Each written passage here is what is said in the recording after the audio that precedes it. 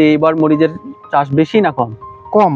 আমি তো মনে করি মরিচের বাজারে এবার খুব বেশি ভালো হবে, 800 টাকা পর্যন্ত বিক্রি করছে। হ্যাঁ, আমরা আছি বগুড়া জেলা, এটা শেরপুর উপজেলা, আয়রা নামক গ্রাম, তাই না? হ্যাঁ, আয়রা। তো আপনাদের এখানে এবছর মরিচের লাগানোর হার কেমন? যেহেতু এই অঞ্চলগুলোতে অনেক মরিচ চাষ হয়, আমি যতটুকু জানি আয়রা, ভায়রা, এই বিশালপুর, রানীরহাট, এই অঞ্চলগুলোতে অনেক মরিচ চাষ হয়।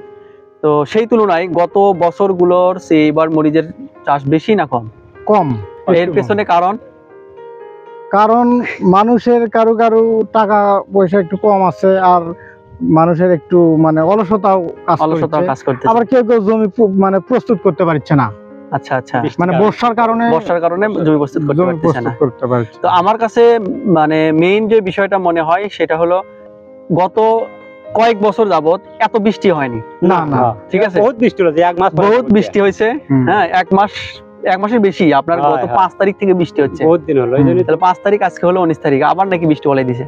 তাহলে এই যে বৃষ্টি হওয়ার কারণে এই যে জমিগুলোতে পানি জমে আসে, এই পানি জমে আসে বিদায় এই জমিগুলোতে আর মরিচের জমি তৈরি করতে পারতেছে না। আর এখন তৈরি করতে করতে তো আরো শুকাতে 15 দিন চলে যায়, তখন তো আপনারা মরিচ চাষ করেন না। ঠিক আছে, এটা একটা কারণ। আর এই বৃষ্টি হওয়ার কারণে যারা এমনিতে মানে গত কয়েক বছরে যারা ধরেন মরিচ চাষ করতেছিল, শুকনা জমি ছিল, ধান লাগাতে পারতো না, সেক্ষেত্রে কি করতো, এই মরিচ লাগিয়ে দিত। যাই হোক, ধান লাগাতে পারতেছেন, এখন মরিচ লাগাই। এখন এই জন্য কিন্তু এই আমাদের এই পশ্চিম অঞ্চলগুলোতে মরিচের আবাদ খুবই কম হচ্ছে। আবার আরেকটা বিষয় যে আপনার মরিচের বাজার কিন্তু এবার কম গেল। এই কিছুদিন আগে হয়তো দাম উঠছে, কিন্তু এইরকম দাম কিন্তু গত এই কয়েক বছরে, আমার মনে হয় 5-7 বছরে এইরকম কম দাম যায় না। কেন কম দাম গেল বলেন তো? কারণ লাগাইছিল অধিক পরিমাণে।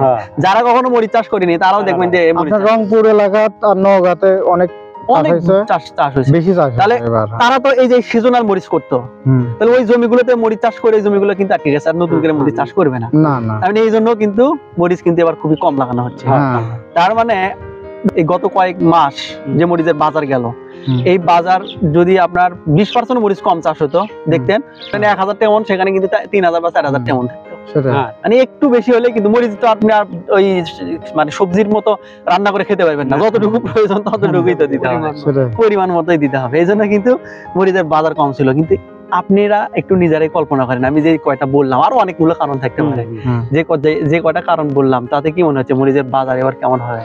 আমি তো মনে করি মরিচের বাজারে এবার খুব বেশি ভালো হবে, কারণ এখন থেকে এই সময়ের যে মৌসুমের মরিচটা, এখন থেকে বাজার অনেক বেশি। আর যার কারণে মরিচটা এখন যেগুলো বিগত ছিল মানে কয়েক মাস আগে, সেগুলো তো নষ্ট হয়ে যাচ্ছে। আমি নিজে লাগাছিলাম, আমার গাছ নষ্ট হয়ে যাচ্ছে। তো আমার গাছে এতদিন ফলন ভালো হয়েছে, কিন্তু দাম পাইনি। এখন এসে দাম হচ্ছে ফলন নাই। হ্যাঁ, ফলন নাই। তো এরকম আর এখন সর্বোচ্চ কত করে বিক্রি করেছেন আপনি? আমি 7000 পর্যন্ত 7800 টাকা পর্যন্ত বিক্রি করছেন এবছর, কিন্তু 10000 টাকা পর্যন্ত উঠছিল কয়েকদিন আগে আমাদের এখানে। হ্যাঁ, আচ্ছা আচ্ছা, তারও বেশি কিন্তু। হ্যাঁ, তারও বেশি অন্য এলাকাতে আপনার 14-15 হাজার টাকা। হ্যাঁ হ্যাঁ, অন্য এলাকায় 14-15 হাজার এরকম। তো আপনার কি মনে হচ্ছে যে এই যে বৃষ্টি এত পরিমাণ হলো, যে দাম তাহলে সামনের দিকে বাড়বে? হ্যাঁ, তাহলে মরিচ লাগালে কি এখন লাভবান হওয়া যাবে? হ্যাঁ হ্যাঁ, লাভবান। আচ্ছা আচ্ছা, ঠিক আছে। এবার একটু চ্যালেঞ্জের মুখোমুখি কৃষকরা আর কি, কারণ এবার আবহাওয়া তো অনুকূলে নাই। কারণ এরকম বর্ষা কয়েক বছরে হয়নি, আর গাছ তো একটু রোদের প্রয়োজন আছে, রোদটা সম্পূর্ণভাবে পাচ্ছে না, পোকামাকড়ের আক্রমণ বেশি হচ্ছে।